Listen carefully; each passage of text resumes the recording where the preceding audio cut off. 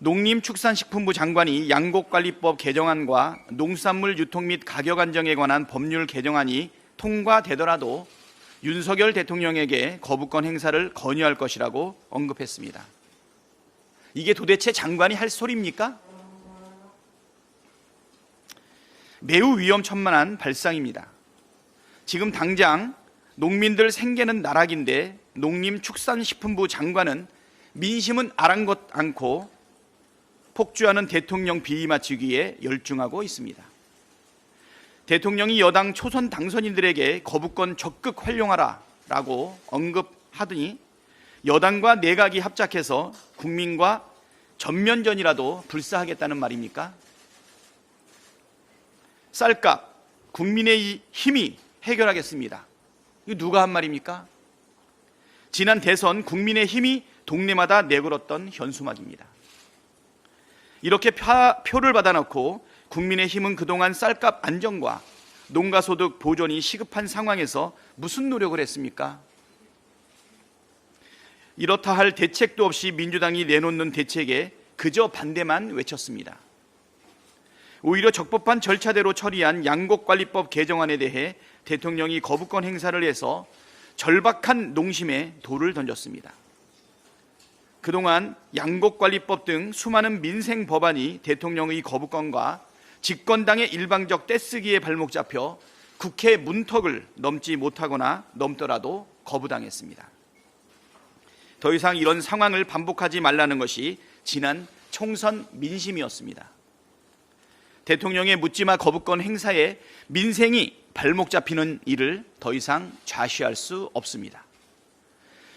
민주당은 국회 입법권을 무시하는 여당과 내각의 협작에 단호하게 대응하겠습니다. 국민이 주신 권한을 오직 국민을 위해 적극 사용하겠다는 말씀 드립니다. 검찰의 조작 수사에 대해서도 한마디 하겠습니다. 어제자 유스타파 보도에 놀라운 내용이 있었습니다.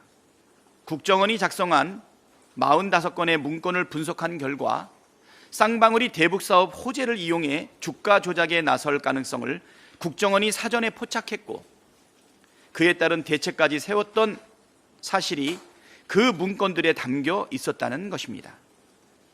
국정원의 이 문건 내용이 사실이라면 검찰이 이재명 대표를 잡기 위해 무리하게 수사를 하고 엉뚱한 혐의로 기소까지 했다는 뜻이 됩니다. 검찰은 그동안 쌍방울이 북한에 송금한 800만 달러가 경기 도지사의 방북을 위한 대가라고 주장해 왔습니다. 그런데 사실은 쌍방울이 주가 조작을 위해 북한과 짜고 쳤던 일이었다고 국정원은 파악하고 있었다는 사실이 드러난 것입니다. 민주당은 그동안 쌍방울의 800만 달러 대북 송금이 주가 조작의 대가일 가능성이 매우 높다고 지적해 왔는데 국정원 문건이 이를 뒷받침하고 있습니다. 경교롭게도 검찰은 쌍방울 김성태 전 회장 등에 대해 주가 조작 혐의에 대해서는 따로 기소를 하지 않았습니다. 대북 송금의 실체가 만천하에 드러나는 것이 두려워서 그런 것 아니겠습니까? 검찰이 수사가 아니라 조작을 하면 범죄 집단과 무엇이 다릅니까? 22대 국회에서는 우리 민주당은 검찰의 조작 수사에 대해서도 따박따박 엄정 대응할 것이라는 말씀을 드립니다. 이상입니다.